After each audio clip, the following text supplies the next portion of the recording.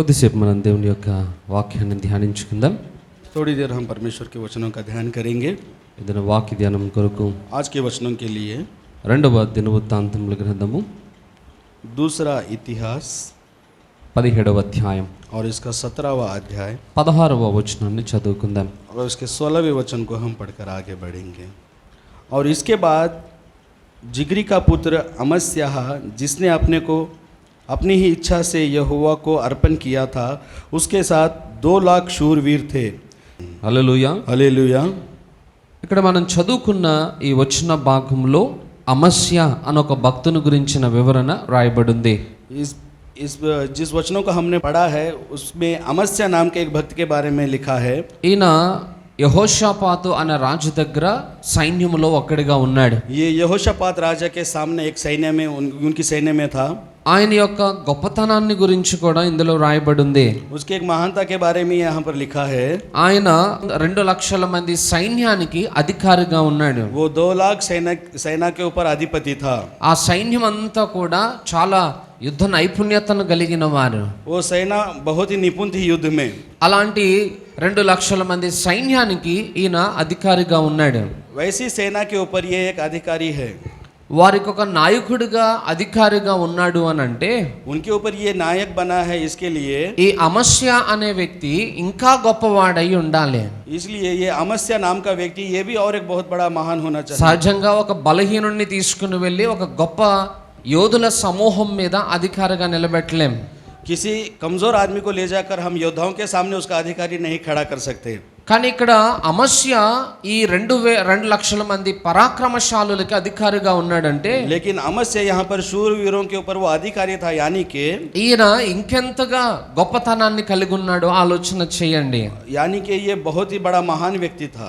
ఆ అమస్య చేసిన ఒక మంచి పని, उस अमस्या ने एक अच्छा काम किया.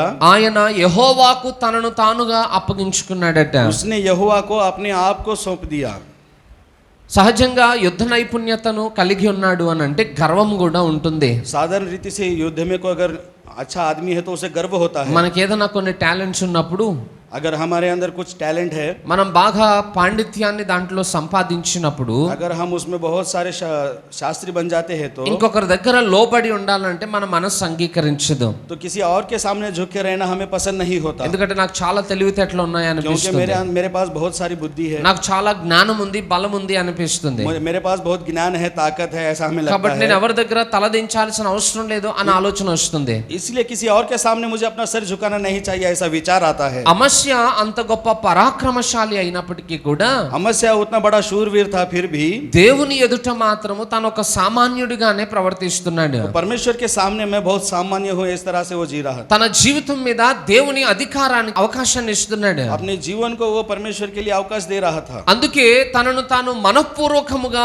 ఆయనకు అప్పగించుకున్నాడట. इसलिए उसने अपने मन से अपने आप को परमेश्वर को सौंप दिया. అమస్య దేవునికి లోబడడానికి ఎవరు ఆయనని బలవంతం చేయలేదు. उसको परमेश्वर के अधीन होने के लिए किसी ने जबरदस्ती नहीं की. ఎవరు ఆయనని హెచ్చరించలేదు. किसी ने उसे चेतावनी नहीं दी थी. ఆయనకు అర్థమైంది దేవుని యొక్క సన్నిధి నాకు చాలా ప్రాముఖ్యం. उसे समझ में आ गया था कि परमेश्वर की समीपता मुझे चाहिए. దేవుని యొక్క సహాయం నాకు చాలా అవసరం. परमेश्वर की एक मदद मेरे लिए बहुत जरूरी है. దేవుడు నాకు తోడుగా లేకపోతే నా బలంతో నేను ఏమీ చేయలేను. अगर परमेश्वर मेरे साथ नहीं रहेगा तो मैं अपने ताकत से कुछ नहीं कर पाऊंगा. ఈ విషయాలన్నీ అమస్యకు తెలుసు కాబట్టి దేవుని అధికారానికి తను తాను అప్పగించుకున్నాడు. ये सारे बातें अमस्या को मालूम थी, इसलिए उसने अपने आप को परमेश्वर को सौंप दिया. ఈరోజు మన జీవితంలో కూడా అట్టి అలవాటును కలిగి ఉండాలని దేవుడు ఆశిస్తా ఉన్నాడు. आज हमारे जीवन में भी हमें भी ऐसी आदतें होनी चाहिए, परमेश्वर चाहता है. అమస్య ఎలాగైతే తనను తాను దేవునికి అప్పగించుకున్నాడు, अमस्या ने अपने आप को किस तरह परमेश्वर को सौंपा, ప్రతి విశ్వాసి కూడా తనను తాను దేవునికి అప్పగించుకోవాలి. हर विश्वासी भी अपने आप को परमेश्वर को सौंपना चाहिए. దేవునికి అప్పగించుకోవడం అని అంటే అర్థం ఏంటి? परमेश्वर को सौंपना है, इसका मतलब क्या है? దేవునిని అనుసరించటము అని అర్థం. परमेश्वर के पीछे चलना, దేవుని చిత్తానికి లోబడడము అని అర్థం. उसकी इच्छाओं के अधीन होना, దేవుని ఆజ్ఞలను అనుసరించటము అని అర్థం. उसकी आज्ञाओं का पालन करना, ये मतलब होता है. ఈరోజు ఆ ఆశ ఇక్కడున్న మన అందరికీ ఉండొచ్చు. आज वो आशा शायद हम सभी लोगों को होगी. నేను కూడా యేసయ్యను వెంబడించాలి, मैं भी यीशु मसीह के पीछे चलूं, నేను కూడా ఆయన ఆజ్ఞల మార్గంలో జీవించాలి, मैं भी उसके आज्ञाओं के मार्गों में जीता रहूं. ఈ ఆశ ప్రతి క్రైస్తవునికి ఉంటుంది. ये आशा प्रति एक क्रिश्चियन व्यक्ति को होता है. కానీ ఆశ వేరు, ఆచరణ వేరు. लेकिन आशा आशा और उसका पालन करना दूसरी बात। ఆశపడినంత మాత్రాన ప్రతి కార్యము हम आशा నెరవేరిపోదు. करते हैं इसलिए हर काम नहीं होगा। ఆ ఆశను క్రియారూపకంగా उस కనుపరచగలగాలి. आशा को क्रिया रूप में भी हमें लाना होगा। ఇక్కడ అమస్య దేవునికి అప్పగించుకున్నాడు అని అంటే यहाँ पर अमस्या ने अपने आप को परमेश्वर को सौंपा, इसका मतलब 5 రకాల పనులను ఆయన చేస్తున్నాడు. उसने 5 प्रकार के काम किए हैं। ఈరోజు మనం కూడా అదే రీతిలో ఉండాలని దేవుడు ఆశిస్తా ఉన్నాడు. आज हमें भी इसी रीति से रहना चाहिए, परमेश्वर इच्छा रखता है। అందులో మొదటి విషయం ఏంటంటే उसमें सबसे पहला विषय ये है, మనము దేవుణ్ణి వెంబడించే వారంగా ఉండాలంటే हमें परमेश्वर के पीछे अगर चलना है तो మనకి మొదటి లక్షణముగా हमें सबसे पहला एक लक्षण होना चाहिए, మనల్ని మనం ఉపేక్షించుకోవడం అలవాటు చేసుకోవాలి. हमें अपने आप की उपेक्षा करनी होगी। బైబిల్లో ఒక వచనం చదువుకుందాం. बाइबल में एक वचनों को हम पढ़ेंगे। మత్తయి సువార్త मत्ती सुवार्ता 16వ అధ్యాయం इसका 16वां अध्याय 24వ వచనాన్ని చూడండి ఒకసారి. और इसके 24वें वचन को एक बार देखिए। तब यीशु ने अपने चेलों से कहा, यदि कोई मेरे पीछे आना चाहे तो अपने आप का इनकार करे और अपना क्रूस उठाए और मेरे पीछे हो ले। హల్లెలూయా. हालेलुया। దేవుడు తన ప్రజలకి తెలియజేస్తున్నటువంటి హెచ్చరిక. परमेश्वर अपने लोगों को ये चेतावनी दे रहा है, ఎవరైనాను నన్ను వెంబడించాలనుకుంటే, जो कोई भी मेरे पीछे होना चाहता है, అందరికి ఆశ ఉంది అంటున్నారు కదా, सभी को आशा है कहते हैं ना, అందరూ నా వెనకాల రావాలనుకుంటున్నారు सभी కదా. लोग मेरे पीछे होना चाहते हैं ना। నీకు నిజంగా ఆశ ఉంటే अगर सच्चाई में आपकी आशा है మీరు చేయాల్సిన పనులు, तो आपको करने का काम ये है, నన్ను వెంబడించువాడు जो कोई मेरे पीछे होलेगा తన్ను తాను ఉపేక్షించుకొని. उसे अपने आप का इनकार करके, ఉపేక్షించుకొనుట అంటే అర్థం ఏంటి? इनकार करना यानी कि इसका मतलब क्या మనల్ని होगा? మనం చంపుకొనుట అని అర్థం. हमें अपने आप को मारना होगा। మనం రక్షింపబడిన తర్వాత हमारा उद्धार होने के बाद మనలో 2 రకాల మనస్తత్వాలు ఉంటాయి. हमारे अंदर के 2 प्रकार के विचार आते हैं। రక్షింపబడక మునుపు ఒకటే జీవితం, उद्धार पाने से पहले एक ही जीवन, అది లోకాన్ని అనుసరించి ఉంటుంది. वो संसार के पीछे भागता है। కానీ రక్షింపబడిన తర్వాత लेकिन उद्धार पाने के बाद మన మనస్సు దేవుని కొరకు బ్రతకాలి అని మనల్ని ప్రేరేపిస్తుంది. हमारा मन हमें ये प्रेरणा देता है कि हमें परमेश्वर के लिए जीना है। కానీ మన శరీరము లోకములో ఆనందించాలని ప్రేరేపణ ఇస్తుంది. लेकिन हमारा शरीर इस संसार में आनंद करने के लिए खींचता है। ఇప్పుడు ఈ రెండింటితో పెద్ద పోరాటం ఆరంభం అవుతుంది మనకి. तो ये दोनों के बीच में एक बहुत बड़ा युद्ध आरंभ होता है हमारे अंदर। ఈ 2 మార్గాలలో ఎటు వెళ్ళాలో మనకు ఒక ఆలోచన పుడుతుంది అన్నమాట. इन दोनों मार्गों में किस तरफ हमें जाना है, ये विचार हमारे अंदर उत्पन्न होता है। ఏదైనా ఒక నిర్ణయానికి రాకపోతే ఎటు ప్రయాణం చేయలేం. अगर हमें कोई एक निर्णय नहीं ले सकते तो हम किधर भी नहीं जा पाते। అలాంటప్పుడు ఏం చేయాలి? ऐसे समय में हमें क्या करना నిజంగా है? నీకు దేవుని వెంబడించాలని ఉంటే अगर सच्चाई में आपको परमेश्वर के पीछे चलना है నీ ఆలోచనలను నువ్వు చంపేసుకోవాలి. तो आपके विचारों को आपको मारना होगा। ఒకసారి మనం రక్షింపబడిన తర్వాత एक बार हमारा उद्धार होने के बाद ఇక మనం మన సొత్తు కాదు. हम अपने नहीं रहे। కొరింథీ పత్రికలో రాయబడింది, कुरिन्थियों की पुस्तक में लिखा है, మొదటి కొరింథీ పత్రిక 6వ అధ్యాయంలో, पहली कुरिन्थी उसका 6वां अध्याय में మీరు लिखा మీ है, సొత్తు కారు, आप आपके नहीं है, మీరు విలువ పెట్టి కొనబడిన వారు అని అంటాడు. आप मोल देकर खरीदे गए हैं। అంటే ఒకసారి మనం రక్షణలోకి అడుగు పెట్టామనంటే एक बार अगर हमने उद्धार में कदम रखा ఇక మనం మన సొత్తు కాదు. तो हम अपने नहीं रहे। ఇక నేను, अब मैं, నా ఇష్టము, मेरी इच्छा, నా ఆలోచనలు, मेरे विचार, నా కోరికలు, मेरे इच्छाएं, ఇలాంటివి ఏవి ఉండటానికి వీర్లేదు. ऐसा कुछ भी हमारे अंदर रहने के लिए इजाजत మనకు नहीं। ఉండాల్సిన ఒకే ఒక ఆలోచన, हमारे अंदर केवल एक ही विचार रहना నేను चाहिए, దేవుణ్ణి అనుసరించాలి, मुझे परमेश्वर के पीछे चलना है, దేవుని మార్గములో అడుగులు వేయాలి, उसके मार्गों में उसके कदमों में चलना है, దేవుని గమ్యమును నేను చేరుకోవాలి. और उसके लक्ष्य तक मुझे जाना है। ఇది మాత్రమే మన హృదయంలో ఉండాలి. यही हमारे हृदय में रहना चाहिए। అది ఎప్పుడు వస్తుంది అని అంటే ये कब आता है? यानी कि లోకము విషయములో మనం చనిపోయినప్పుడే అది సాధ్యమవుతుంది. जब हम संसार के विषय में मर जाते हैं तभी यह साध्य हो सकता है। చనిపోవడం అని అంటే ప్రాణం తీసేసుకోమంటున్నాడా? मरना यानी कि अपने प्राण छोड़ना, ऐसा नहीं। లోక సంబంధంగా బ్రతికే ఉంటాం, संसार की रीति में हम जीते हैं, కానీ లోకాశల విషయంలో మనం చనిపోయి ఉంటాం. लेकिन संसार के आशाओं में हम मर जाते हैं। ఇప్పుడు ఒక చనిపోయిన శవం ఎదుట ఒక మంచి సినిమా వేసాం అనుకోండి, अगर एक मरे हुए आदमी के लाश के सामने अगर हम फिल्म लगाएंगे ఒక పాట వస్తే డాన్స్ చేస్తుందా? तो क्या वो गाना आएगा तो नाचेगा? పని ఒక మంచి జోక్ వస్తే మనం నవ్వుతుందా డెడ్ బాడీ? तो वहां पर कुछ जोक होगा तो क्या हंसेगा ये मृत शरीर? ఎందుకు నవ్వట్లేదు? क्यों नहीं हंसेगा? ప్రాణం లేదు అక్కడ, क्योंकि उसके अंदर प्राण नहीं చనిపోయింది. है, वो मर गया है। ఇక చనిపోయిన తర్వాత అక్కడ ఎంత మంచివి ఉన్నా అవేవి కూడా ఆకర్షణ కలుగు చేయలేవు. मरने के बाद सामने कितना भी अच्छा रखो वो उसे आकर्षित नहीं कर सकता। లోకము విషయంలో ప్రతి విశ్వాసి దేవుడు అలా ఉండాలని కోరుకుంటున్నాడు. संसार के विषय में भी हर एक विश्वासी ऐसा बना रहे परमेश्वर चाहता है। రక్షింపబడిన తర్వాత కూడా उद्धार पाने के बाद भी లోకం ఇంకా మనల్ని వెనకకు లాగుతూనే तो ఉంటుంది. संसार हमें और पीछे खींचने के लिए सोचता है. ఆ లోక ఆలోచనలను మనం జయించాలంటే, अगर उस संसार के विचारों पर हमें जय पाना है, ఆ లోకాశల నుండి మనం బయటపడాలంటే, अगर उस संसार के आशाओं से हमें बाहर निकलना है, వాటన్నిటి విషయంలో మనం చనిపోయిన వారమై उन ఉండాలి. सारे विषयों में हमें मर जाना चाहिए. మనం ఇంకా సొంత ప్లాన్స్ వేసుకుంటానంటే కుదరదు. अगर हम अपने खुद के विचार लगाते हैं तो नहीं चलेगा. దేవుణ్ణి నువ్వు వెంబడించాలనుకుంటే अगर आपको परमेश्वर के पीछे चलना है ఖచ్చితంగా నువ్వు లోకాన్ని విడిచిపెట్టాల్సిందే. तो बराबर आपको इस संसार को छोड़ना होगा. బైబిల్లో రాయబడి ఉంది, बाइबल में लिखा है, ఒక దాసుడు एक दास ఇద్దరు యజమానులకు దాసుడుగా ఉండలేడు. वो दो यजमान का दास नहीं बना रह सकता. ఒక్కరికి మాత్రమే ఉండగలుగుతాడు. वो केवल एक ही यजमान के दास बना रहता है. ఈ రోజు మనం కూడా అంతే. आज हम भी ऐसे ही है. అయితే లోకానికన్నా దాసులుగా अगर ఉండాలి, रहना चाहिए तो संसार के लिए లేదా దేవునికన్నా దాసులంగా या ఉండాలి. फिर परमेश्वर के लिए दास होना కానీ चाहिए. మన ఆశ దేవుణ్ణి వెంబడించాలని. लेकिन हमारी आशा है परमेश्वर के पीछे चले. మనం దేవుణ్ణి వెంబడించాలనుకున్నప్పుడు లోకాన్ని విడిచిపెట్టాలి. अगर आपको परमेश्वर के पीछे चलना है तो आपको संसार को छोड़ना होगा. బైబిల్లో కొన్ని విషయాలు మీకు జ్ఞాపకం చేస్తాను. बाइबल में कुछ विषयों को मैं आपको याद दिलाता हूँ. యేసుక్రీస్తు శిష్యుల గురించి మనకు బాగా తెలుసు. यीशु मसीह के शिष्यों के बारे में हम सबको मालूम है. యేసుక్రీస్తు వాళ్ళని పిలుచుకున్నాడు, यीशु मसीह ने उनको बुलाया, నాతో పాటు రండి అని. मेरे साथ चलिए. వాళ్ళు బయలుదేరి వచ్చారు. वो उठकर आ गए. అలా వచ్చిన వారిలో ఆరంభంలో 5,000 మంది వచ్చారు యేసుక్రీస్తు వెనకాల. उस आए हुए लोगों में 5,000 लोग यीशु मसीह के पीछे आ रहे थे. 5,000 మంది అని అంటే మామూలు విషయం కాదు అది. 5,000 लोग यानी कि कोई मामूली बात नहीं है. ఆ వచ్చిన 5,000 మంది और जो उनके पीछे आए थे 5,000 लोग కొన్ని దినాలకి వెళ్ళిపోయారు.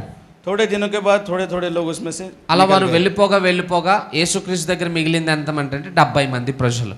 उतने लोगों में से थोड़े लोग जाते जाते रहे. उसके बाद में यीशु मसीह के पास केवल 70 लोग बच गए. ఆ 70 మందికి ఒక రోజు యేసుక్రీస్తు వాక్యాన్ని బోధిస్తా उस ఉన్నాడంట. 70 लोगों को यीशु मसीह एक दिन वचन सुना रहे थे. ఆయన యొక్క శిలువ త్యాగాన్ని గురించి वो మాట్లాడుతున్నప్పుడు अपने क्रूस के बलिदान के बारे में बात कर रहे थे. యేసుక్రీస్తు చెప్పిన మాటలు వారికి అభ్యంతర కారణంగా అనిపించాయి. यीशु मसीह के बात उनको कुछ कष्ट देने वाली लगी. ఆ మాటలు వారికి నచ్చక वो बात उन्हें पसंद नहीं आई, इसलिए వాళ్ళు కూడా విడిచిపెట్టి వెళ్ళిపోయారు. वो भी यीशु मसीह को छोड़कर चले गए. లాస్ట్ కి అక్కడ మిగిలింది 12 మంది. और आखिर में वहां पर 12 लोग बचे. ఫస్ట్ వచ్చిన వాళ్ళు ఎంతమంది? पहले बार कितने लोग आए थे? 5,000 మంది. 5,000 लोग आए. లాస్ట్ కి ఆయన దగ్గర మిగిలినది ఎంతమంది? आखिर में उनके पास कितने लोग बचे? 12 మంది అన్నమాట. 12 लोग बचे. అప్పుడు యేసుక్రీస్తు ఒక ప్రశ్న అడుగుతాడు చూడండి. तब यीशु मसीह एक प्रश्न पूछता है. యోహాను देखिए, సువార్త యోహాన్ रचित सुसमाचार 6వ అధ్యాయం उसका 6वां अध्याय 67వ వచనాన్ని చూడండి. और 68वें वचन को हम యోహాను देखा. సువార్త యోహాన్ रचित 6వ सुसमाचार. అధ్యాయం 67వ వచనం. तब यीशु ने उन 12 से कहा, क्या तुम भी चले जाना चाहते हो? शिमोन पतरस ने उसको उत्तर दिया, हे प्रभु, हम किसके पास जाए? अनंत जीवन की बातें तो तेरे पास ही है. చాలు. పేతురుకి యేసుక్రీస్తుకి మధ్య జరిగిన సంభాషణ అది. पतरस और यीशु मसीह के बीच में बातचीत हुई. ఆ 70 మందిలో దాదాపు 58 మంది వెళ్ళిపోయారు. उस 70 लोगों में और 58 लोग चले गए हैं ఇక 12 మంది మిగిలారు. और 12 लोग बचे हैं. వాళ్ళని యేసుక్రీస్తు అడుగుతున్నాడు, और उनसे यीशु मसीह पूछ रहा है, మీరు కూడా क्या వెళ్ళిపోవాలనుకుంటున్నారా? आप भी जाना चाहते हैं? పేతురు పలికిన మాట, पतरस ने ये बात कही, ప్రభువా నిన్ను విడిచి ఎక్కడికి వెళ్ళగలుగుతాను? प्रभु आपको छोड़कर हम किधर जाए? నీవే నిత్య జీవము కలిగిన వాడివి, आप ही अनंत जीवन के నీవే మా కొరకు ప్రాణం పెట్టిన వాడివి, आप ही हमारे लिए प्राण देने वाले हो. నీవే మా కొరకు నిత్య జీవాన్ని ఏర్పాటు చేసిన आप ही వాడివి, हमारे लिए अनंत जीवन तैयार करने वाले మమ్మల్ని हो. పోషించేది నువ్వే, हमें पालने वाले आप हैं. ఆయుష్ను ఆరోగ్యాన్ని ఇచ్చేది నువ్వే. हमें आयुष और आरोग्य देने वाले आप हैं. నిన్ను వదిలిపెట్టి ఎక్కడికి వెళ్తామయ్యా? आपको छोड़ के हम कहाँ जाएं? ఆ పేతురు పలికిన మాట యేసుక్రీస్తుకి చాలా సంతోషాన్ని కలుగజేసింది. जो पतरस ने ये बात कही, यीशु मसीह को बहुत खुशी हुई. ఈరోజు అదే ప్రశ్న దేవుడు మనల్ని కూడా వేస్తున్నాడు. आज वही प्रश्न यीशु मसीह आपसे पूछता है. మీరు రక్షింపబడ్డారు కదా, आपने उद्धार पाया है, అయితే లోకము మిమ్మల్ని ఆకర్షిస్తుంది. तो ये संसार आपको आकर्षित कर रहा ఆ है. లోకము ఆకర్షించినప్పుడు మీరు కూడా నన్ను వదిలిపెట్టి వెళ్ళిపోతారా? वो संसार आपको आकर्षित करता है, क्या आप मुझे छोड़कर चले जाओगे? ఒకవేళ యేసుక్రీస్తు ఇక్కడికి వచ్చి అదే ప్రశ్న ఇప్పుడు మిమ్మల్ని అడిగాడు అనుకోండి, अगर यीशु मसीह आकर यही प्रश्न आपसे पूछेगा, सोचिए, ఏం సమాధానం तो చెప్తారు? आप क्या उत्तर दोगे? యేసుక్రీస్తుతో ఉంటారా, ఆయనను విడిచిపెట్టి వెళ్ళిపోతారా? क्या यीशु मसीह के साथ रहोगे या उसे छोड़कर चले जाओगे? పేతురు మంచి సమాధానం చెప్పాడు, पतरस ने अच्छा उत्तर दिया, ఇంకెక్కడికి వెళ్ళలేం, और कहीं नहीं जा सकते. నిన్ను విడిచిపెట్టి అక్కడ ఉండలేం కూడా మేము. आपको छोड़कर हम कहीं पर भी नहीं रह सकते. మనం చెప్పగలుగుతాం ఆ మాట? क्या हम ऐसा कह सकते हैं? వింటున్నారా? सुन रहे हैं? హల్లెలూయా. हालेलुया। మీ సమాధానం ఏంటి? आपका उत्तर क्या है? అదే ప్రశ్న ఇప్పుడు యేసుక్రీస్తు మనకు వేస్తే अगर वही प्रश्न यीशु मसीह हमसे पूछेगा పేతురులాగా మనం మాట్లాడగలుగుతామా? तो क्या पतरस के समान हम उसे उत्तर दे सकते हैं? పేతురులాగా మన నిర్ణయాన్ని क्या చెప్పగలుగుతామా? हम पतरस के समान अपना निर्णय उसे बता सकते हैं? ఎందుకంటే బైబిల్లో ఇజ్రాయేలీలు అని ఒక జనాంగం ఉన్నారు. क्योंकि बाइबल में इजराइल नाम की प्रजा एक है। వాళ్ళు ఐగుప్తుల నుండి బయటకు వచ్చిన తర్వాత वो मिस्र में से जब बाहर आए, అరణ్యములో వారికి కొన్ని పరిస్థితులు ఎదురయ్యాయి. रेगिस्तान में उनके सामने कुछ परिस्थितियां आई थी। స్టార్టింగ్ వాళ్ళు బయటకు రాగానే ఎర్ర సముద్రం అడ్డొచ్చింది. वो पहले ही वहां से बाहर आते ही उनके सामने लाल समुद्र आया था। వెనకాలేమో ఫరో సైన్యం తరుముకుంటూ వస్తున్నారు. पीछे फरो की सेना उनकी पीछे थी ముందేమో ఎర్ర సముద్రం ఉంది. और सामने लाल समुद्र है। ఇప్పుడు వారు ఎర్ర సముద్రం దాటితే తప్ప వాళ్ళకి క్షేమం లేదు. तो वो लाल समुद्र पार करते जब तक नहीं तब तक उनको क्षेम नहीं था। ఆ టైంలో ఇజ్రాయేలీలు సనుగుతా ఉన్నారట. उस समय में इजरायली लोग कुड़कुड़ाने लगे। ఐగుప్తులో సమాధులు లేవని మమ్మల్ని ఇక్కడికి చంపడానికి తీసుకుని వచ్చారా? क्या मिस्र में हमें शांति नहीं मिलती थी, यहाँ पर मारने के लिए लेकर आए हो? కోప్పడతా ఉన్నారు, वो गुस्सा कर रहे थे, సనుగుతా ఉన్నారు. वो बुड़बुड़ा रहे थे। సరే దేవుడు 2 పాయలుగా చేసి నడిపించాడు. और परमेश्वर ने समुद्र को 2 भाग करके उनको మరలా चलाया। ఒక 3 రోజులు ప్రయాణం చేయగానే और 3 दिन यात्रा के बाद దాహం వేసింది వాళ్ళకి. उनको प्यास लगी, నీళ్ళు అయిపోయాయి. पानी नहीं था। పక్కనే ఉన్న నీటి గుంటలోకి వెళ్ళి నీళ్లు తాగుదాం అనుకుంటే कहीं पर जाकर पानी के कुंड में पानी पीएंगे ये అవి सोचे చేదుగా అనిపించాయట. तो वो कड़वा पानी था। మరలా తిడుతున్నారు, फिर से वो बुड़बड़ाने लगे, ఎందుకయ్యా మమ్మల్ని ఇక్కడ తీసుకుని వచ్చారు? क्यों हमें यहाँ पर लेकर आए? ఐగుప్తే బాగుంది కదా, मिस्र ही हमारे लिए ठीक అక్కడ था, భోజనమే బాగుంది కదా. वहाँ का भोजन ही अच्छा था। ప్రతిసారి వారు ఐగుప్తును జ్ఞాపకం చేసుకుంటూ हर बार ఉన్నారు. वो मिस्र को याद कर रहे थे। మనం కూడా చాలా సార్లు हम लोग भी बहुत बार దేవుణ్ణి దగ్గరకు వచ్చిన తర్వాత परमेश्वर के जब हम पास आते हैं లోకాన్ని మరలా మరలా గుర్తు చేసుకుంటూ तब ఉంటాం. हम बार बार संसार को ही याद करते हैं। లోకమే బాగుంది కదా, संसार ही अच्छा था, లోకమే సంతోషాన్ని ఇస్తుంది కదా ये అనుకుంటాం. संसार ही हमें संतोष देता था, ऐसा सोचते हैं। ఈ ఇజ్రాయిల్ అందరూ ఐగుప్తులో ఉన్నప్పుడు దేవునికి వారు బాగా మొరపెట్టారట. ये इजरायली लोग जब तक मिस्र में थे वो परमेश्वर को पुकार के दुहाई दे रहे ప్రభువా थे, ఈ బానిసత్వంలో నుండి మమ్మల్ని విడిపించు, प्रभु इस बानिसत्व से हमें छुड़ाइए, ఈ పరిస్థితిని మేము తట్టుకోలేకపోతున్నాం. इस परिस्थिति को हम बर्दाश्त नहीं कर पा रहे। వారు మొరపెట్టినందుకే దేవుడు వారిని బయటకు తీసుకుని వచ్చాడు. उन्होंने पुकार लगाई इसलिए ही परमेश्वर उनको बाहर लेकर आया। మరి ఇప్పుడు మరలేమంటున్నారు? और फिर वो आने के बाद क्या कह रहे हैं? ఐగుప్తే బాగుంది అంటున్నారు. मिस्र ही हमारे लिए अच्छा था। అంటే ఆ ఇజ్రాయేలీలు यानी कि इजरायली लोग తమను తాము చంపుకోలేకపోయారు. वो अपने आप को नहीं मार सके, ఇంకా వాళ్ళు ఐగుప్తును ప్రేమిస్తున్నారు वो అన్నమాట. और मिस्र से ही प्यार कर रहे थे। ఈ రోజు మనము లోకం విషయంలో చనిపోయామా బ్రతుకున్నామా? आज हम भी संसार के विषय में मर गए हैं या जिंदा है? ఆధార్ కార్డ్ ప్రకారం మనం బతికే ఉన్నాం, आधार कार्ड के हिसाब से हम जिंदा है, ఓటర్ కార్డు ప్రకారం బ్రతికే ఉన్నాం. वोटर कार्ड के हिसाब से हम जिंदा है, కానీ దేవుని వాక్యమును బట్టి మనం చనిపోయిన వారమై ఉన్నాం. लेकिन वचनों के अनुसार हम मर चुके हुए। లోకం విషయంలో చనిపోకపోతే संसार के विषय में अगर हम नहीं मरेंगे దేవుని విషయంలో మనం బ్రతుకుండడం సాధ్యం तो కాదు. परमेश्वर के विषय में हम जिंदा रहे ये साध्य नहीं। హల్లెలూయా. हालेलुया। సో దేవుణ్ణి వెంబడించాలనుకుంటే इसलिए अगर आपको परमेश्वर के पीछे होना है మొదట మనల్ని మనం ఉపేక్షించుకోవాలి. तो सबसे पहले हमें अपने आप का इनकार करना రెండవ होगा। విషయం, दूसरी बात, యేసుక్రీస్తు చెప్పిన మాట ఏంటి? यीशु मसीह ने क्या कहा? ఎవడైనను నన్ను వెంబడించాలనుకుంటే जो कोई मेरे पीछे होना चाहता है తన సిలువను ఎత్తుకోవాలి. उसे अपना क्रूस उठाना है। ఖాళీగా చేతులు ఒప్పుకుంటాను వెళ్తానంటే కుదరదు. और खाली अपने हाथ हिलाते हुए चलेगा तो नहीं चलेगा, సిలువను మోయాలి. क्रूस को उठाना है। మనం చర్చ్కి వచ్చేటప్పుడు బైబిల్ మోయడమే గొప్ప విషయం మనకి. हम चर्च को जब आते हैं तब बाइबल ही उठाना हमारे लिए बहुत बड़ी बात ఆ है। బైబిల్ కూడా తేలాక ఖాళీగా వస్తున్నాం. अगर वो बाइबल भी नहीं ला सकते इसलिए हम खाली आते हैं। ఇక బైబిలే మోయలేని వాళ్ళం సిలువ మోస్తామా మనం? वो बाइबल ही नहीं उठा सकते तो क्या वो क्रूस उठाएंगे? బైబిల్ బరువుగా ఉంటుందా, సిలువ బరువుగా ఉంటుందా? बाइबल वजन है या क्रूस वजन है? ఏం బరువుగా ఉంటుంది? कौन सा वजन है? సిలువే బరువు. क्रूस ही वजन है, కానీ బైబిల్ తేలికే కదా. लेकिन बाइबल हल्का ही है। ఆ తేలికైన బైబిల్నే మనం దేవుని మందిరంలో తీసుకుని उस రాకపోతే हल्के बाइबल को ही हम अगर चर्च में नहीं लाएंगे మరి ఇక సిలువను ఎప్పుడు మోస్తాం మనం? तो हम उसके क्रूस को कैसे उठाएंगे? కొన్నిసార్లు సిగ్గు సార్ నాకు దేవుని చర్చికి బైబిల్ తీసుకురావాలంటే. कुछ बातों में कहते मुझे शर्म आती है बाइबल पकड़ने में। బైబిల్ మోసుకెళ్ళడానికి సిగ్గు అన్నప్పుడు बाइबल उठाने के लिए जब हमें शर्म आती है సిలువ మోయడానికి కూడా సిగ్గేస్తుంది కదా. तो क्रूस उठाने के लिए भी हमें शर्म आती है। అందుకే యేసుక్రీస్తుని వెంబడించడం అంత ఈజీ కాదండి. इसलिए यीशु मसीह के पीछे हो लेना इतना आसान नहीं है। క్రీస్తుని వెంబడించాలంటే अगर आपको क्रिस्त के पीछे चलना है ఆయన సిలువను ఎత్తుకోవాలి. तो उसके क्रूस को आपको उठाना है। సిలువను గురించి ఎందుకు మాట్లాడుతున్నాడు? क्रूस के बारे में क्यों बात कर रहा है? ఒకసారి మనం రక్షింపబడిన తర్వాత एक बार हमारा उद्धार होने के बाद ఆత్మీయంగా చాలా యుద్ధాలు మనం చేయాల్సి వస్తుంది. आत्मा के रूप में हमें बहुत सारे युद्ध करने हैं. ఉదాహరణ చెప్తున్నా, उदाहरण के लिए एक बात बता, మనకి 4 గంటలకి ఆరాధన అనుకున్నాం. अब हम सोचते हैं कि 4 बजे आराधना है, కరెక్ట్ గా నిద్రపోయే టైం ఇది. बराबर ये सोने का समय है. ఇంట్లో మనల్ని వదిలేస్తే ప్రశాంతంగా నిద్రపోతాం. अगर घर में हमें छोड़ दो तो हम शांति से सो जाएंगे. పైగా మన టైంకి తగ్గట్టు బయట వాతావరణం ఇంకొక శోధన. और ये समय ऐसा है कि बाहर वातावरण भी शांत रहता ఆ చల్లని వాతావరణము 4 గంటల టైంలో ఆరాధన అంటే ఎలా చేస్తాం? है. और इस ठंडे से वातावरण में 4 बजे आराधना करना है तो कैसा करोगे? నిద్ర వస్తా ఉంటది. नींद आती रहती है. మీకే కదా, నాకు కూడా వస్తుంది నిద్ర. आपको ही नहीं, हमें भी नींद आती है. ఇప్పుడు ఒక పోరాటం అన్నమాట. तो अब एक युद्ध होता है, నిద్రపోవాలా చర్చికి వెళ్ళాలా? सोना चाहिए या चर्च को जाना चाहिए. ఇది ఒక పెద్ద యుద్ధం జరుగుతుంది. ये एक बहुत बड़ा युद्ध होते ఓ रहता है. పక్కేమో చర్చికి వెళ్ళాలనిపిస్తుంది, एक बाजू में मन कहता है कि चर्च को जाना चाहिए. శరీరం అంటుంది ఒక్కరోజు సెలవు, ఆ ఒక్కరోజైనా పడుకోవచ్చు కదా ఇంట్లో. शरीर कहता है आज का दिन ही छुट्टी मिले है, सो सकते हैं ना. వారం అంతా ఎలాగ డ్యూటీ చేస్తున్నావు, ఒక్కరోజైనా విశ్రాంతి వద్దా నీకు?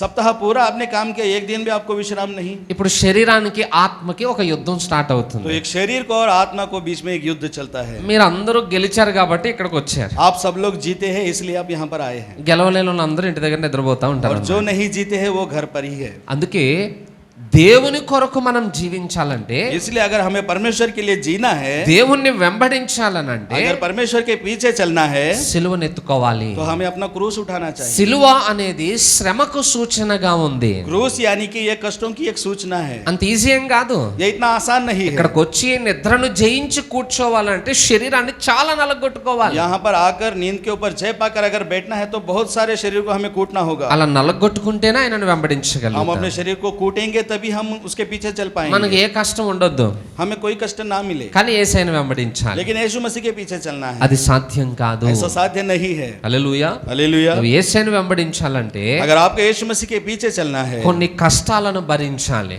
तो थोड़े मुश्किलों को आपको उठाना होगा. అందరికీ ఉన్నట్టు కొన్నిసార్లు అన్ని మనకి సమృద్ధిగా ఉండవు. सबको जैसे समृद्धि होती है हमारे पास ऐसी नहीं అయినా होती. క్రీస్తు కొరకు భరించాలి. फिर भी हमें यीशु मसीह के लिए उसे बर्दाश्त करना నువ్వు है. ఏవేవి చేస్తున్నావో అవన్నీ దేవుని కొరకు భరించగలిగితేనే ఆయనను వెంబడించగలుగుతావు. आप जो भी करते हो अगर परमेश्वर के लिए आप बर्दाश्त करते हैं तो आप उसके पीछे चल सकते हैं. క్రీస్తుని వెంబడించుట అనేది ఇరుకు మార్గంలో ప్రవేశించుటతో పోల్చబడింది. यीशु मसीह के पीछे चलना यानी कि छोटे मार्ग से उसे उसकी तुलना की गई है. ఇప్పుడు యేసుక్రీస్తుని వెంబడించాలనంటే अगर यीशु मसीह के पीछे चलना है అన్ని అనుకూలంగా ఉండవు.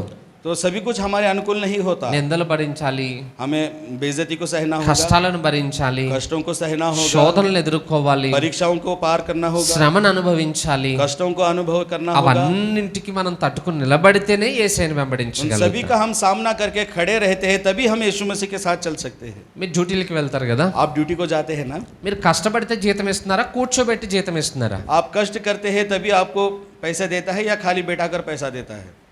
కష్టపడితేనే జీతం ఇస్తారు ఎవరైనా. आप कष्ट उठाते हैं तभी वो आपको पैसा देता చైరేసి है. కూర్చోబెట్టి నెలాఖరికి జీతం ఇవ్వరు కదా. आपको चेयर देकर बिठा कर आपको पैसे तो नहीं देगा. ఇప్పుడు నెలంతా మనం ఎందుకు కష్టపడుతున్నాం? हम महीना पूरा किस लिए कष्ट करते हैं? శాలరీ కావాలి మనకి. हमें पगार चाहिए इसलिए. అలాగే उसी तरह దేవుని కొరకు మనం ఎందుకు కష్టపడాలంటే, यीशु मसीह के लिए हमें क्यों कष्ट करना चाहिए? దేవుడు మనకిచ్చే నిత్య రాజ్యమును పొందుకోవడానికి కష్టపడాలి. क्योंकि वो हमें नित्य का राज्य देने वाला है, इसलिए हमें कष्ट करना चाहिए. 100 రూపీసే మనకి ఈజీగా దొరకట్లేదు. 100 रुपए ही हमें बहुत आसानी से नहीं ఇక मिलते. నిత్య జీవం అంత ఈజీగా ఎలా దొరుకుతుంది तो మనకి? अनंत जीवन हमें इतनी आसानी से कैसे मिलेगा? ఆ నిత్య జీవము కొరకు మనం కష్టపడాలి. उस अनंत जीवन के लिए हमें कष्ट उठाना है. అలా కష్టపడకపోతే अगर वैसे हम कष्ट नहीं మన उठाएंगे జీవితంలో దాన్ని పొందలేం. तो हम अपने जीवन में उसे नहीं पा सकेंगे. అందుకే యేసుక్రీస్తు అంటాడు, इसलिए यीशु मसीह कहता है, నా కొరకు తన ప్రాణమును పోగొట్టుకుని వాడు తనని కాపాడుకుంటాడు. मेरे लिए जो अपने प्राणों को खोएगा वो उसे बचाएगा. నిజంగా నిత్య జీవాన్ని నువ్వు పొందుకోవాలని ఆశ నీకుంటే, अगर सच्चाई में अनंत जीवन को पाने की आशा आपके अंदर है, దేవుని కొరకు ఏదైనా పోగొట్టుకోవడానికి ఇష్టపడాలి. परमेश्वर के लिए आप कुछ भी खोने के लिए इच्छा करते हो, ఆఖరికి నీ ప్రాణమైనా సరే. आखिर में आप अपने प्राणों को भी देते हो. అప్పుడే మనం క్రీస్తు సిలువను ఎత్తుకున్న వారం అవుతాం. तभी हम उसके क्रूस को उठाने वाले बनते हैं. మనకులానే ఒక రోజు ఒక ఆయన యేసయ్య సిలువను ఎత్తుకున్నాడట. हमारी तरह एक व्यक्ति ने यीशु मसीह के क्रूस को उठाया. చాలా బరువుగా అనిపించింది उसे ఆయనకి. बहुत वजन लगा, మోయలేకపోతున్నాడు, वो उठा नहीं पा रहा था, సాధ్యం కావట్లేదు. उसके बस में नहीं था. వెంటనే యేసయ్యకి మొరపెడతా ఉన్నాడట, वो तुरंत यीशु मसीह के सामने पुकारने लगा, ప్రభు ఈ భారం నేను మోయలేకపోతున్నాను, प्रभु जी ये वजन मैं नहीं उठा पा रहा ఈ हूँ, సిలువ యొక్క బరువును కొంచెం తగ్గించవచ్చు కదా. इस क्रूस के वजन को थोड़ा कम कर दीजिए ना। వెంటనే యేసయ్య అన్నాడట, तुरंत यीशु मसीह ने कहा, ఇక అక్కడ ఒక రూమ్ ఉంది కదా, वहां पर एक रूम है, ఆ రూమ్ లో చాలా సిలువలు ఉన్నాయి, वहां पर बहुत सारे क्रूस रखे हैं, నువ్వు వెళ్ళి నీకు నచ్చిన సిలువ తెచ్చుకో అని అన్నాడు. आप जाओ और आपको जो क्रूस पसंद आता है उसे उठा लो। ఈయనకున్న సిలువను మోసుకుంటూ వెళ్ళి ये जिसके पास जो क्रूस था वो उठा कर लेकर రూమ్ లో పక్కన పెట్టి और रूम में बाजू में रखे ఒక్కొక్క సిలువను ట్రయల్ వేస్తా ఉన్నాడు. एक एक क्रूस को उठाकर देख रहा మనం था। బట్టలు కొనుక్కోవడానికి వెళ్ళినప్పుడు ట్రయల్ వేస్తాం కదా, हम कपड़े खरीदने जाते हैं, जब हम ट्रायल करते हैं, అట్లా ఒక్కొక్క సిలువను ట్రయల్ వేస్తా ఉన్నాడట. वो एक एक क्रूस को ट्रायल दे रहा था। లాస్ట్ కి ఒక తేలికైనది దొరికింది ఆయనకి. आखिर में उसे एक हल्का क्रूस मिला, చాలా సంతోషం उसे అనిపించింది. बहुत खुशी हुई। యేసయ్యతో అన్నాడట, यीशु मसीह से उसने कहा, యేసయ్య ఇగో ఈ సిలువ నేను తీసుకుని यीशु వెళ్తాను, मसीह से कहा ये क्रूस मैं उठाऊंगा, చాలా తేలిగ్గా ఉంది ఇది. ये बहुत हल्का है। యేసయ్య అన్నాడట, यीशु मसीह ने कहा, నువ్వు లోపలికి వచ్చేటప్పుడు తీసుకొచ్చింది అదే. जब तू अंदर आया लेकर आया था ये वही क्रूस है। అంటే అర్థం ఏంటి? यानी कि इसका मतलब क्या है? ఇప్పటిదాకా ఈయన మోసిన సిలువే తేలికైనది, अब तक जिसने उठाया वही क्रूस उसको మిగతా हल्का అన్ని लगा, బరువుగానే ఉన్నాయి. बाकी के सब उसे वजन लगे। కానీ ఈయనేమనుకుంటున్నాడు, लेकिन ये क्या सोच रहा था, నేనే ఎక్కువ బరువు మోసేస్తున్నాను, मैं ही बहुत ज्यादा वजन నా సిలువే బాగా భారంతో ఉంది मेरा అనుకుంటున్నాడు. क्रूस ही बहुत सारा भारी है। కానీ మిగతా సిలువలన్నీ ఒక్కసారి భుజం మీదకి వెళ్ళిన తర్వాత అర్థమైంది, लेकिन जब बाकियों के क्रूस को उसने उठाया तब उसे समझ में आया నా సిలువ చాలా తేలిక. मेरा क्रूस ही बहुत हल्का है। హల్లెలూయా. हालेलुया। ఈరోజు మన లైఫ్ లో కూడా అంతే, आज हमारे जीवन में भी ऐसा ही है। మనం దేవుని కొరకు పడే శ్రమ చాలా తక్కువ, हम परमेश्वर के लिए जो कष्ट सहते हैं वो बहुत कम है, కానీ అది మన దృష్టికి ఎక్కువగా కనిపిస్తుంది. लेकिन वो हमारी नजर में बहुत सारा दिखता है। దేవునికి తెలుసు మన మీద ఎంత భారం పెట్టాలో. परमेश्वर को मालूम है हमारे ऊपर कितना वजन रखना మనం है। మోయలేని భారమును ఆయన ఎప్పుడు మోపడు. हम जो नहीं उठा पाते वो वजन हमें नहीं देता, ఆయన మోపిన భారమే మనకు ఎక్కువగా అనిపించి वो जो वजन देता है वही हमें बहुत ज्यादा लगता है, इसलिए విసిగిపోతా ఉన్నాం. हम बेजार हो जाते हैं। జ్ఞాపకం పెట్టుకోండి, याद रखिए, యేసయ్యను వెంబడించాలంటే यीशु मसीह के पीछे होना है ఆయన సిలువను మనం మోసుకుంటూ వెళ్ళాలి. तो उसके क्रूस को हमें उठाकर चलना होगा। అంత ఈజీ కూడా కాదు, उतना आसान नहीं కొంచెం है, కష్టమే. थोड़ा मुश्किल है। కష్టపడితేనే విలువైనవి దొరుకుతాయి మనకి. अगर मुश्किल उठाओगे तो ही आपको वैल्यू मिलेगी। వజ్రాలు బంగారం పైన భూమిలో దొరుకుతాయా, భూమి యొక్క అంతర్భాగంలో దొరుకుతాయా? सोना चांदी हीरे जमीन पर ही मिलते हैं या जमीन के अंदर मिलते हैं? లోపలికి తవ్వాలి. उसे खोदना पड़ता है अंदर। మనుషులందరిని విడిచిపెట్టి దినములు గడిచే కొలది లోపలికి వెళ్ళిపోతూనే ఉంటారు. सारे लोगों को छोड़कर बहुत दिन तक वो नीचे खुदाई करते रहते हैं। విలువైనవి కావాలంటే కష్టపడాలి. उनको वैल्यूबल चाहिए, इसलिए उन्हें कष्ट उठाना होगा। అలాగే इसलिए దేవుని నిత్యరాజ్యమును పొందాలంటే परमेश्वर के नित्य राज्य को अगर हमें पाना है ఈ భూమి మీద కొన్ని కష్టాలు మనం భరించాలి. तो इस संसार के ऊपर थोड़े कष्टों को हमें उठाना होगा। మూడో విషయం, और तीसरी बात, యేసయ్యను వెంబడించాలనుకుంటే अगर यीशु मसीह के पीछे आपको चलना है, ఏదైనా చేయడానికి ఇష్టపడాలి. कुछ भी करने के लिए आपको इच्छा करनी होगी। ఏదైనా చేయడం అంటే कुछ भी करने के लिए यानी कि దేవుని కొరకు ఏ పని చేయడానికైనా నువ్వు సిద్ధపాటును కలిగి ఉండాలి. परमेश्वर के लिए कुछ काम करने के लिए भी आपको तैयार रहना होगा। సహజంగా దేవుని వెంబడించిన తర్వాత साधारण रीति से जब हम परमेश्वर के पीछे हो लेते हैं, మందిరంలో కొన్ని పనులను మనం చేపడతాం. मंदिर में कुछ काम करने के लिए हम आगे बढ़ते हैं। అయితే పనులను ఎంపిక చేసుకునేటప్పుడు जब हम कामों के लिए आरंभ करते हैं, బాగా సామాన్యమైన పనులు ఉంటాయి, ఘనమైన పనులు ఉంటాయి. साधारण काम भी होते हैं, बड़े काम भी होते हैं। ఉదాహరణ చెప్తున్నాను, उदाहरण के लिए एक बात कहता हूँ, చర్చ్ క్లీన్ చేసే పని ఉంటుంది, चर्च में झाड़ू क्लीन करने का काम होता है, మైక్ పట్టుకుని పాటలు పాడే పని కూడా और ఉంటుంది. माइक पकड़कर गीत गाना भी एक काम होता ఈ है। రెండింటిలో మీరు ఏది సెలెక్ట్ చేసుకుంటారు? ये दोनों में से आप कौन सा सेलेक्ट करोगे, कौन सा चुनोगे? చర్చ్ క్లీన్ చేస్తారా, పాటలు పాడతారా? चर्च साफ करोगे या गीत गाओगे? పోనీ ఏది ఘనమైనది? तो सोचिए इसमें से बड़ा कौन सा है? క్లీన్ చేసేటప్పుడు ఎవరు చూస్తారు సార్ మనల్ని? साफ करूंगा तो कौन देखेगा? ఎందుకంటే చర్చ్ క్లీన్ చేయడం అనేది ఎవరు రాక మునుపు చేస్తాం, అందరూ వెళ్ళిపోయిన తర్వాత చేస్తాం. यानी कि क्योंकि चर्च क्लीन करने का कोई आने से पहले करते हैं और चले जाते మనం కష్టపడినట్టు కూడా ఎవరికి తెలియదు. हैं। हम कष्ट उठाते हैं, किसी को मालूम మనం नहीं होता। కష్టపడ్డామని ఎవరు చెప్పరు ఎవరికి. और हमने कष्ट किया है ये कोई बताता भी नहीं। అదే పాటల కార్యక్రమం అనుకోండి, अगर गीत गाने का कार्यक्रम है, అందరూ सोचिए, వచ్చాక చేస్తాం, तो सभी लोग आने के बाद करते हैं। అందరికీ మన టాలెంట్ ఏంటో తెలుస్తుంది. सभी लोगों को हमारा टैलेंट क्या है मालूम మంచి పాటలు పాడితే అందరూ మనల్ని होता है। అభినందిస్తారు. अगर हम अच्छा गाना गाएंगे तो सब लोग हमारी तारीफ करेंगे। చీపురు పట్టుకుని చర్చి తుడిస్తే ఎవరు చూస్తారు अगर మనల్ని? झाड़ू पकड़ के हम साफ करेंगे तो कौन देखेगा? చీపురు పట్టుకుని పని చేస్తుంటే ఎవరు అభినందిస్తారు మనల్ని? अगर झाड़ू लेकर हम साफ करेंगे तो कौन आनंद करेगा, कौन तारीफ అలాంటప్పుడు మనం ఏం చేస్తామంటే करेगा? तो इसलिए जब हम क्या करते हैं, దేవుని కొరకు మనం పనులను సెలెక్ట్ చేసుకుంటాం. तो हम परमेश्वर के कामों के लिए उसको हम चुनना शुरू करते हैं। దేవుడు మనకి ఏది ఇచ్చాడో అది ఆలోచన చెయ్యం, परमेश्वर ने हमें क्या दिया है हम ये विचार नहीं करते, అది మనకు నచ్చదు.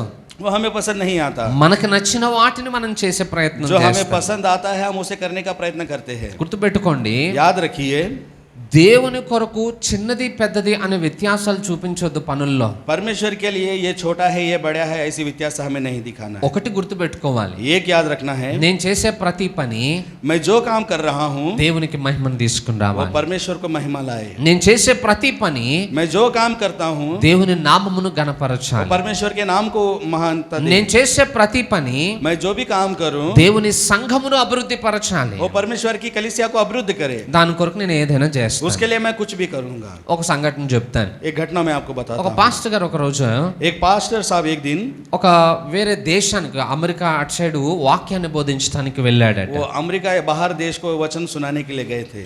ఆయన వాక్యాన్ని బోధించడానికి వెళ్ళక మునుపు वो वचन सुनाने से पहले కాస్త వాష్రూమ్కి వెళ్ళేసి వద్దామని వెళ్తా ఉన్నాడు. तो थोड़ा वो वॉशरूम बाथरूम जाने के लिए वहां जा रहे थे। అక్కడ ఒక సహోదరి వాష్రూమ్స్ క్లీన్ చేస్తా ఉంది. वहां पर एक बहन वॉशरूम साफ कर रही थी। ఆ పాస్టర్ గారిని చూసి ప్రైజ్ ది లార్డ్ పాస్టర్ గారు అని చెప్పిందట. उन पास्टर साहब को देखकर उसने प्रेज द लॉर्ड कहा ఆయన కూడా ప్రైజ్ ది లార్డ్ అని చెప్పాడు. और उन्होंने भी प्रेज द लॉर्ड कहा। కానీ ఒక ఆశ్చర్యం, लेकिन एक आश्चर्य की बात थी, నేను ఇదే ఫస్ట్ టైం ఇక్కడికి రావడం. मैं यहाँ पर पहली बार आ रहा हूँ ఇక్కడ ఉన్న వాళ్ళకి ఎవరికి నేను తెలియదు. और यहाँ के लोगों को किसी को मेरे మరి बारे ఏమి में ఎలా नहीं నన్ను मालूम। గుర్తుపట్టింది? तो आपने मुझे कैसे पहचाना? అమ్మ నేను నీకు ఎలా తెలుసు? मैं आपको कैसे मालूम हूँ? నన్ను ఎప్పుడు చూసావు నువ్వు? आपने मुझे कब देखा? నేను మిమ్మల్ని ఫ్లైట్ లోనే చూశాను. मैंने आपको फ्लाइट में देखा। అంటే ఈ మీటింగ్ కోసం మీరు కూడా వేరే దగ్గర నుండి వచ్చారా? यानी कि आप इस मीटिंग के लिए आप भी दूसरी जगह से आए हो? లేదు సార్. नहीं सर। మరి ఎలా? तो आपको कैसे मालूम? మీరు ఏ ఫ్లైట్ లో అయితే వచ్చారో आप जिस फ्लाइट में आए हैं ఆ ఫ్లైట్ లో నేను ఎయిర్ హోస్టర్స్ ని. उस फ्लाइट में मैं एयर होस्टेस हूँ। ఎయిర్ హోస్టర్స్ అంటే తెలుసు కదా, एयर होस्टेस यानी कि मालूम है ना? ఫ్లైట్ లో కొంతమంది స్త్రీలు ఉంటారు. फ्लाइट में कुछ महिलाएं होती है, వచ్చే వారికి వెల్కమ్ చెప్తారు, आने वाले लोगों का स्वागत करती సీట్ है, బెల్ట్ వేసుకోవడం నేర్పిస్తారు. उनको सीट बेल्ट पहनना सिखाती है। వారిని ఎయిర్ హోస్టర్స్ అంటారు అన్నమాట. उन्हें एयर होस्टेस कहा जाता है। ఆమె అంత మంచి ఉద్యోగం చేస్తుంది, वो उतना अच्छा काम कर रही है వేల రూపాయల జీతం ఆమె సంపాదిస్తుంది. और हजारों की उसकी तनख्वाह है। ఆమె ఆ మీటింగ్ జరిగే స్థలానికి వచ్చిందట. वो उस मीटिंग की जगह पर आई। సహజంగా అంత మంచి ఉద్యోగం చేసే వాళ్ళు మందిరంలో ఏ పని సెలెక్ట్ చేసుకుంటారు? साधारण रीति से उतना बड़ा काम करने वाले मंदिर में वो कौन सा काम चुनेंगे? ఘనమైన పనులు ఏ ఉంటాయో అవే చూసుకుంటారు. जो उनको, చాలా సంతోషం అనిపించిందట ఆ సేవకునికి. और उस पास्टर को बहुत अच्छा लगा ఎందుకంటే ఆమె అంత మంచి ఉద్యోగం చేసినా क्योंकि वो इतना अच्छा काम कर रही थी। దేవుని సన్నిధికి వచ్చేటప్పటికి మాత్రం ఆమె ఒక సామాన్యురాలే. लेकिन वो जब मीटिंग में आई तो एक सामान्य व्यक्ति के समान है। ఆమె దేవుని ఎడల భక్తురాలే. वो परमेश्वर के सामने भक्तिमान थी। ఈరోజు మన లైఫ్ లో కూడా అంతే. आज हमारे जीवन में भी ऐसा ही మనం है। ఎంత గొప్ప స్థితిలో ఉన్నా, हम कितने भी बड़े स्थिति में हो, ఎన్ని ఉన్నతమైన కార్యములను మనం చేసినా, कितने भी हमने बड़े बड़े काम किए हो, దేవుని మందిరమునకు వచ్చినప్పుడు लेकिन जब हम परमेश्वर के मंदिर में आते हैं ఏ పనైనా మనం చేయడానికి సిద్ధపడాలి. तो किसी भी काम के लिए हमें तैयार रहना है। హల్లెలూయా. हालेलुया। నెక్స్ట్ నాలుగో విషయం, और एक चौथी बात, దేవుణ్ణి నువ్వు వెంబడించాలనుకుంటే अगर आपको परमेश्वर के पीछे चलना है నీ జీవితం మీద దేవునికి సంపూర్ణ అధికారం तो ఇవ్వాలి. आपके जीवन पर आपको परमेश्वर का संपूर्ण अधिकार देना होगा। అప్పుడే ఆయన నువ్వు వెంబడించడానికి అవకాశం ఉంటుంది. तभी आप उसके पीछे चलने का अवकाश दोगे। ఇక మన గురించి మనం ఎలాంటి డెసిషన్ తీసుకోవడానికి ఉండదు. तो अब हमें अपने बारे में कोई डिसीजन नहीं लेना चाहिए। దేవుని అధికారమునకు మనం అంగీకరించాలి. परमेश्वर के अधिकार में हमें उसको स्वीकारना होगा। ఒక మాట చదువుకుందాం. एक बात हम पढ़ेंगे, సామెతల గ్రంథం नीति वचन 3వ అధ్యాయం उसका 3रा अध्याय 6వ వచనం చూడండి. और उसके 6ठे वचन को हम पढ़ेंगे। उसी को स्मरण करके सब काम करना, तब वो तेरे लिए सीधा मार्ग निकालेगा। హల్లెలూయా. हालेलुया।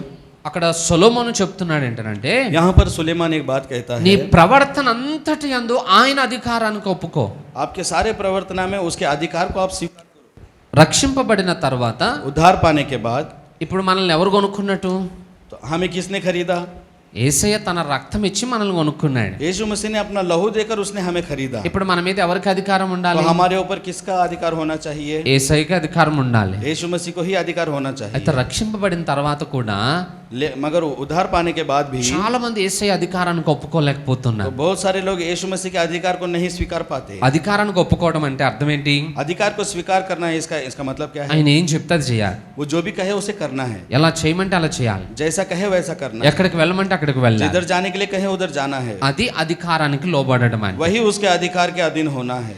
లేదు సార్ నేను ఎలాగ చేస్తాను, నాకు ఎలాగ నచ్చింది అని అంటే వెళ్ళిపోమంటాడు ఆయన. नहीं सर मुझे ऐसा ही पसंद आता है, मैं ऐसा ही करूंगा कहूंगे तो वो जाने के लिए कहेगा। మనం జాబ్స్ చేస్తాం, हम काम करते हैं, కంపెనీలో कंपनी में యజమాని యొక్క అధికారానికి లోబడినంత వరకే అక్కడ ఉంటాం మనం. हम यजमान के अधिकार के अधीन जब तक रहते हैं तब तक वहां पर रहते हैं। నువ్వు చెప్పిన పని నేను ఎందుకు చేస్తాను అన్నారు అనుకోండి, अगर आप कहोगे, तुम बोलोगे मैं करूंगा, क्यों करूंगा? మరి నేను చెప్పిన పని చేయనప్పుడు నువ్వు ఇక్కడ ఎందుకు వెళ్ళిపో అంటాడు అంతే. वो कहेगा मैं जो कहूंगा तुम नहीं करोगे तो जाओ।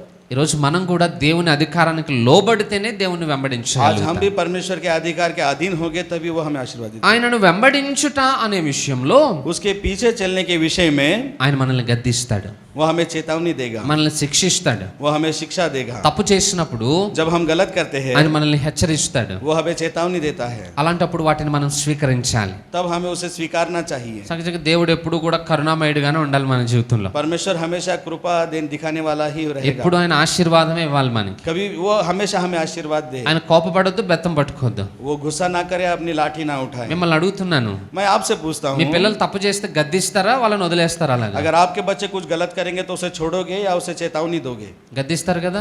चेतावनी दोगे ना? అంటే మీరు గద్దిస్తున్నారని అంటే మీ పిల్లలకి మీరు ఏమైనా శత్రువులా? तो आप अपने बच्चे को चेतावनी दे रहे हो तो इसका मतलब आप अपने बच्चे के शत्रु हैं? శత్రువులం కాదు, शत्रु नहीं है। వాళ్ళ మేలు కోరి వాళ్ళని గద్దిస్తాం, उनकी अच्छाई के लिए आप उनको चेतावनी देते हैं, వాళ్ళ క్షేమమును కోరి వాళ్ళని శిక్షిస్తాం. उनके क्षेम को देखकर आप उसे शिक्षा देते हैं। శిక్షించకపోతే వాళ్ళు పాడైపోతారు. अगर उसे शिक्षा नहीं दोगे तो वो बिगड़ जाएगा। దేవుడు కూడా మనల్ని గద్దించేది, శిక్షించేది అందుకే. परमेश्वर इसीलिए हमें चेतावनी और शिक्षा देता है। తప్పు చేసినప్పుడు కోపపడతాడు, जब हम गलत करते हैं वो गुस्सा करता है, తప్పును సరిదిద్దుకోగానే మరలా ప్రేమతో మనల్ని చేర్చుకుంటాడు. जब हम अपनी गलती सुधारते हैं वो प्यार से अपने नजदीक ले लेता है। మనకేమో గద్దించితే నచ్చదు. जब हमें डांटते हैं तो हमें पसंद नहीं आता। నువ్వేంటి నాకు చెప్పేది, आप क्यों मुझे बोल रहे हो? నువ్వు చెప్తే నేను వినాలా? आप बोलेगे तो मैं सुनूंगा। ఇలాంటి మాటలు మాట్లాడితే దేవుణ్ణి వెంబడించలేము. अगर ऐसी बातें कहेंगे तो हम परमेश्वर के पीछे नहीं चल पाएंगे। సో దేవుణ్ణి వెంబడించాలంటే तो अगर आपको परमेश्वर के पीछे चलना है ఆయన అధికారాన్ని ఒప్పుకోవాలి. तो उसके अधिकार को स्वीकारना होगा। ఫిఫ్త్ వన్, और पांचवी बात, త్యాగము మన జీవితాల్లో ఉండాలి. त्याग हमारे जीवन में होना चाहिए। దేవుని కొరకు ఏదైనా త్యాగం చేసుకునేటువంటి మనస్సు మనకు ఉండాలి. परमेश्वर के लिए कुछ भी त्याग कर दे ऐसा मन हमारे पास होना चाहिए। ఇంతకు ముందే చెప్పాను నేను, इसे पहले ही कहा हम, మనం రక్షింపబడిన తర్వాత కూడా हमारे उद्धार पाने के बाद भी లోకం మరలా మనల్ని ఆకర్షిస్తుంది. संसार हमें फिर से आकर्षण करता है। లోకము విలువైనదిగా అనిపిస్తుంది, संसार बहुत वैल्यूबल हमें लगता है, కానీ लेकिन యేసయ్య కొరకు అవి త్యాగం చేసుకునే పరిస్థితి మనకు ఉండాలి.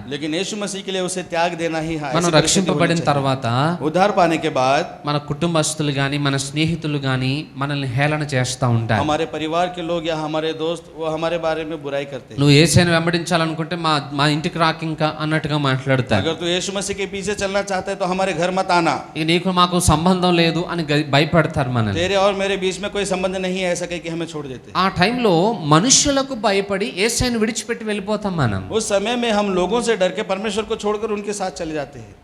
కానీ ఆ టైంలో కూడా దేవుని కొరకు ఎవరినైనా త్యాగం చేసుకునే మనసు రావాలి. लेकिन उस समय में भी परमेश्वर के लिए किसी का भी हम त्याग करें ऐसा मन हमारा होना ఎందుకు चाहिए। ఈ మాట అంటున్నానంటే, क्यों मैं आपको ये बात कह रहा నువ్వు हूँ? నమ్మినది శ్రేష్టమైనది. क्योंकि आपने जो विश्वास किया है वो बहुत श्रेष्ठ है। నువ్వు ఎవరినైతే వెంబడిస్తున్నావో ఆయన సత్యవంతుడు.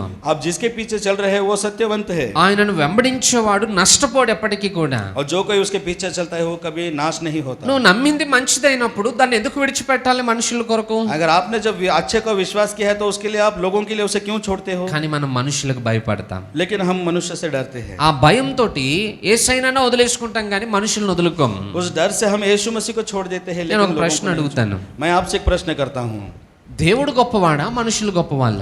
परमेश्वर बड़ा है या लोग बड़े हैं?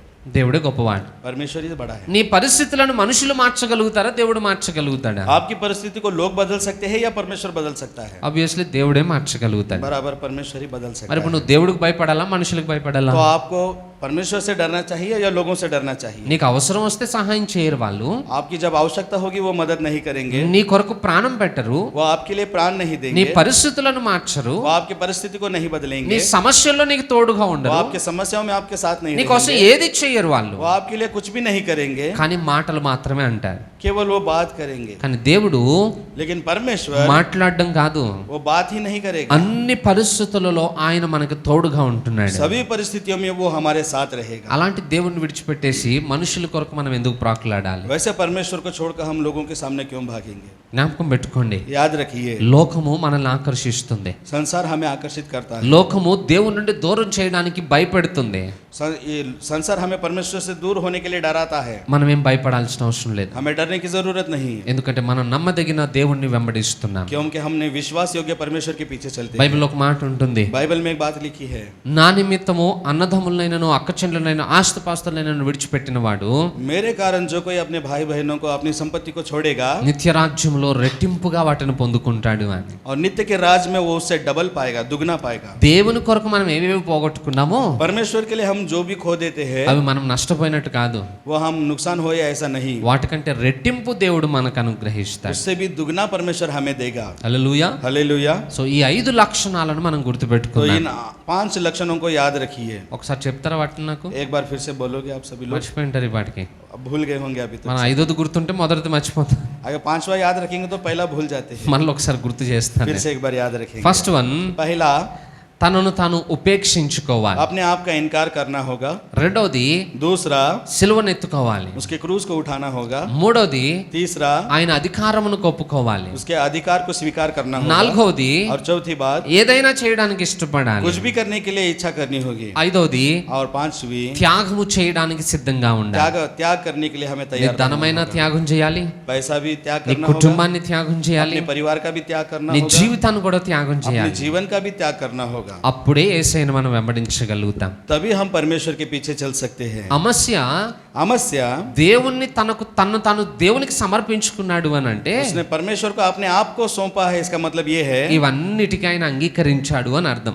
ये सभी को उसने स्वीकार किया है, ये मतलब होता है. ఈరోజు మనకుందా అట్టి మనస్తత్వం? क्या आज हमारा मन ऐसा है? ఒకసారి పరీక్షించుకుందాం. एक बार हम परीक्षा करेंगे. మంచిది, కొద్ది మాటలు దేవుడు దీవించును గాక.